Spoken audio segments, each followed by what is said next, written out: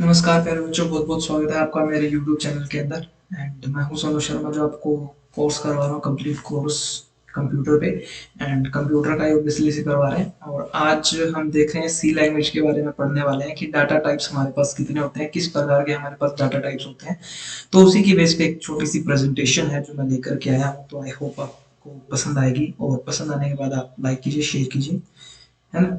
तो अभी जस्ट हम क्या कर लेते हैं, पावर पॉइंट को ऑन कर लेते हैं, देन अभी एक्सप्लेन करते हैं। जैसे आपने देखा डिस्प्ले के ऊपर दिखाई दे रहा है आपको कि डाटा टाइप से ना सी लैंग्वेज और हिंदी हमारा मीडियम रहेगा समझने का। दोनों लैंग्वेज कंफर्टेबल है अपने आप में, दोनों का कॉम्बिनेशन बन जाता है तो काफी अच्छा आई थिंक आउटपुट मिलता है बच्चों को भी। और हिंदी हमारा मीडियम ये है कि जो मीडियम हमारा रहेगा हिंदी ही रहता है, क्योंकि हमारी जो टंग लैंग्वेज है या फिर लोकलिटी लैंग्वेज है वो हमारी हिंदी ही रहती है। तो देखिए, जैसे कि आपने यहाँ पे देखा है अभी, तो हम सबसे पहले डेफिनेशन से ही स्टार्ट करेंगे कि डाटा होता क्या है। सबसे पहले हमारे पास डाटा क्या होता है। डाटा कोई भी इंफॉर्मेशन होती है किसी भी टाइप की। जैसे मान लीजिए आप कोई भी स्टडी कर रहे हैं, कोई भी स्टडी कर रहे हैं, इवन आप किसी भी क्लास के बच्चे हैं या किसी भी फील्ड के बच्चे हैं, तो आपके लिए क्या करता है, एक डाटा डाटा मीन्स इंफॉर्मेशन आपके लिए मेन मायने रखती है, जो आपको एग्जामिनेशन में पास भी करवा सकती है और जिंदगी की दौड़ के अंदर भी आपको कामयाब करवा सकती है ना। तो डाटा आपके लिए काफी मस्ट है, जो आपके पास होना चाहिए। ठीक है, तो सबसे पहले यहाँ पे डाटा टाइप्स सी लैंग्वेज के बारे में हम बात करेंगे, इन अ सी लैंग्वेज। ठीक है, तो सबसे पहले जैसे मान लीजिए हम डेफिनेशन से स्टार्ट करेंगे। डेफिनेशन क्या होती है, तो डाटा टाइप स्पेसिफाई करता है, यहाँ पे लिखा होगा data type specify how we enter data in our program, कि हम कैसे डाटा इंसर्ट करते हैं किसी भी प्रोग्राम के अंदर। तो वो हमको स्पेसिफाइड करवाता है डाटा टाइप। ठीक है, और क्या किस प्रकार का डाटा हमने क्या किया है, प्रोग्राम में डाला है, साथ में वो भी बताता है। ठीक है, अगर ये आपको थोड़ी सी डिफिकल्ट लग रही है लैंग्वेज, तो मैं दूसरी भी लैंग्वेज लेके आया हूँ, दूसरी डेफिनेशन है इसकी। Data types is the type of data which is used in a program. ये काफी सिंपल सी लाइन है, समझने के लिए भी और लिखने के लिए भी। डाटा टाइप क्या है, टाइप का एक टाइप का डाटा ही है। ठीक है, जो यूज करते हैं हम प्रोग्राम के अंदर, और क्या करते हैं, इसमें हम डिक्लेयर करते हैं किसी भी वेरिएबल को। ठीक है, वेरिएबल क्या होता है, एक प्रकार का गेट मान सकते हो आप उसको, एक प्रकार का क्या मान सकते हो, गेट मान सकते हो। गेट की बात हम जब इंटर करते हैं तो उसमें वो सारी वैल्यूज इंक्लूड हो जाती हैं, सारी की सारी। तो that's why I am talking about the declaration of the variable in our data types. ठीक है, तो डाटा टाइप के अंदर हमारा सी वेरिएबल, सी लैंग्वेज के अंदर वेरिएबल डिक्लेरेशन होता है डाटा से। ओके, तो सबसे पहले हम देखते हैं क्लैरिफिकेशन, क्लासिफिकेशंस। ठीक है, क्लैरिफिकेशन तो मैंने पीछे दे दिया डेफिनेशंस के अंदर, अब देखते हैं क्लासिफिकेशन। ठीक है, क्लासिफिकेशन में सबसे पहले हमारे पास आता है डाटा। डाटा टाइप्स लगा लो या डाटा लगा लो। ठीक है, मोस्टली तीन प्रकार का पाया जाता है हमारे पास, तीन टाइप का हमारे पास क्या होता है, डाटा होता है। पॉलिटेक्निकल या +2 लेवल पे हम देखें तो दो टाइप का होता है। ठीक है, अगर हम हायर पे जाए तो तीन टाइप का होता है। यहाँ पे हम तीनों टाइप की डिस्कशन करेंगे। सबसे पहले हमारे पास आता है प्राइमरी डाटा, जिसको हम बिल्ड इन डाटा बोलते हैं। फिर दूसरा आता है ड्राइव्ड डाटा, और उसके बाद में तीसरा टाइप हमारे पास कौन सा आता है, user defined data.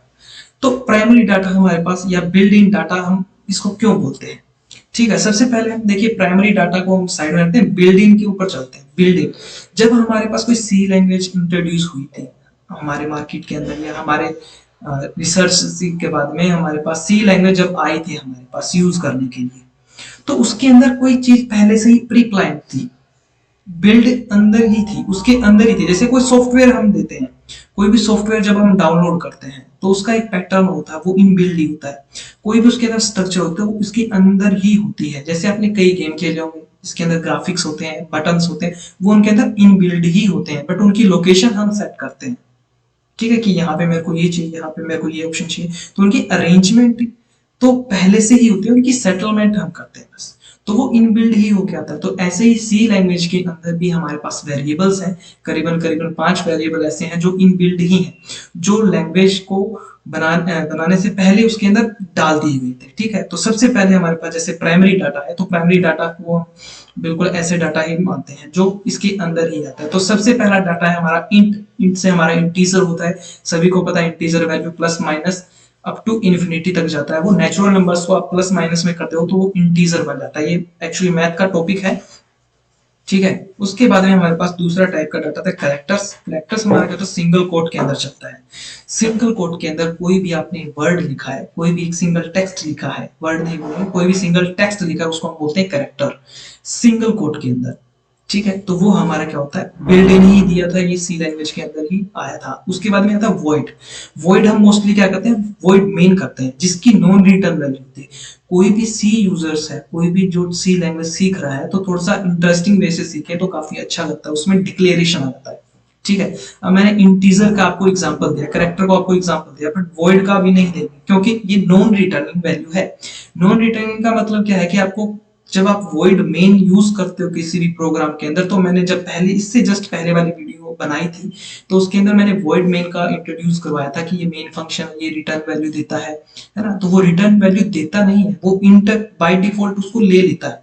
void main के बाद में बाय डिफॉल्ट इंट चला जाता है वहां पे, तो वो void हम यूज इसीलिए करते हैं ताकि हमको रिटर्न ना लिखना पड़े। ठीक है, अगर आप इंट मेन यूज कर रहे हो तो उसकी कोई ना कोई रिटर्न वैल्यू होगी, तो वो रिटर्न हमको लिखना पड़ता है वहां पे, इसीलिए।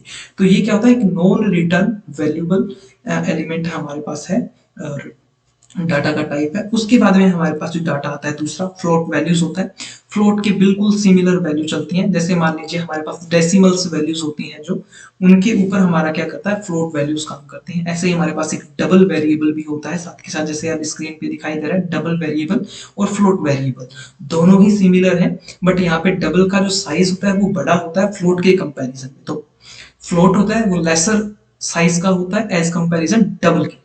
ठीक है, उसके बाद में आता है हमारे पास ड्राइव डाटा। ड्राइव डाटा होता क्या है एक्चुअली, ये जो हमारे पास ये है ड्राइव डाटा, वो होता क्या है, ये वाला जो ड्राइव डाटा है वो क्या होता है, वो चीज हमको देखनी है।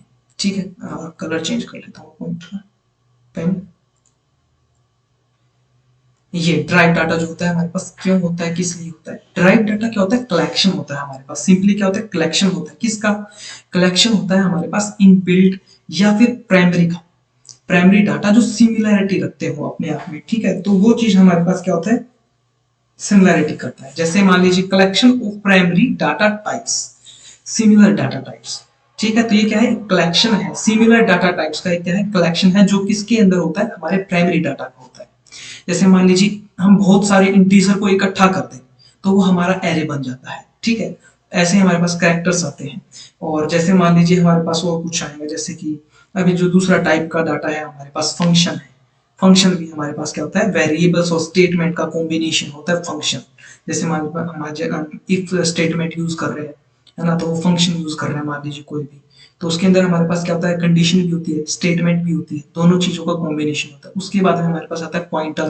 तो पॉइंटर जनरली हम एड्रेस यूज करने के लिए करते हैं, तो उसको अभी हम देखते हैं। लेट्स सी, देखिए सबसे पहले हमारे पास जो डाटा आता है वो हम देखते हैं यहाँ पे एरे।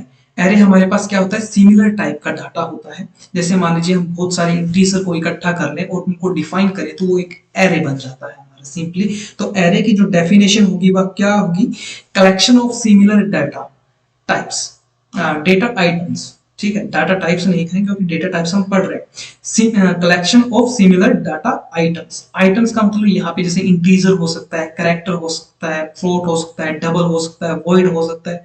यहाँ पे डाटा जो आइटम है वो ये चीज होंगे। ठीक है, दूसरा टाइप हमारा आता है ड्राइव्ड में।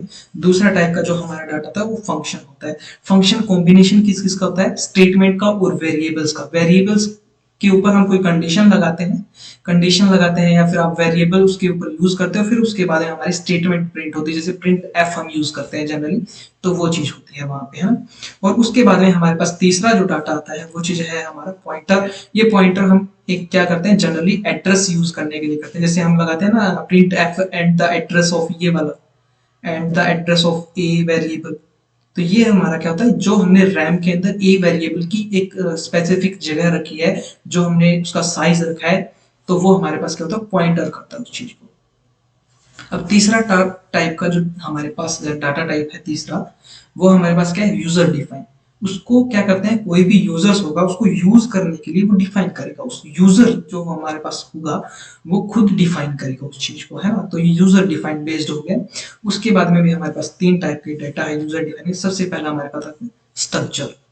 स्ट्रक्चर जैसे मान लीजिए क्या होता है, स्ट्रक्चर क्या होता है, कॉम्बिनेशन होता है अनसिमिलरेटेड डाटा का, डिसिमिलर डाटा जिसको बोलते हैं।